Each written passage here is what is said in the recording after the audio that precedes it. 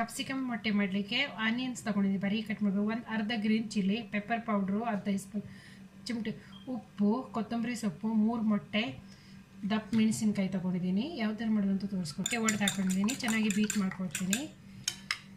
ಎಲ್ಲವನ್ನು ಹಾಕ್ಕೊಳ್ತೀನಿ. Capsicum cut ಮಾಡ್ಕೊಂಡು ಬೀಜ ತಿಕ್ಕೊಂಡಿದ್ದೀನಿ. ಈಗ ಇದ್ರೊಳಗೆ ನಾನು ಹಾಕ್ತಾಯಿದ್ದೀನಿ.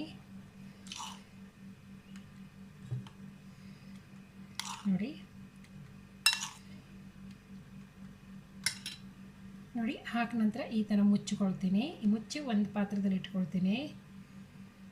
ಅದಕ್ಕೆ ಒಂದು ಸ್ವಲ್ಪ ಎಣ್ಣೆ ಹಾಕ್ಕೊಳ್ತೀನಿ. ಥರ ಬಿಸಿಮೇಲೆ ಇಟ್ಕೊಳ್ತೀನಿ. ಒಂದು 2 ನಿಮಿಷ ಬೇಯಿಸ್ಕೊಳ್ತೀವಿ. ಒಂದು 2 ನಿಮಿಷ ಫ್ರೆಂಡ್ಸ್, 5 ನಿಮಿಷ ಆಗಿದೆ, ಬೆಂದಿದೆ. ಇದು ನನಗೆ ಗ್ಯಾಸ್ ಆಫ್ ಮಾಡ್ಕೊಳ್ತೀನಿ.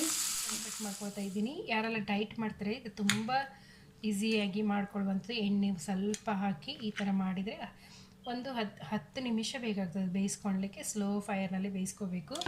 ಯಾರಿಗೆಲ್ಲ ವಿಡಿಯೋ ಇಷ್ಟ ಆಗಿದರೆ ಪ್ಲೀಸ್ ಸಬ್ಸ್ಕ್ರೈಬ್ ಮಾಡಿ, ಶೇರ್ ಮಾಡಿ, ಕಾಮೆಂಟ್ ಮಾಡಿ, ಬೆಲ್ ಐಕನ್ ಒತ್ತೋದು ಮರಿಬೇಡಿ.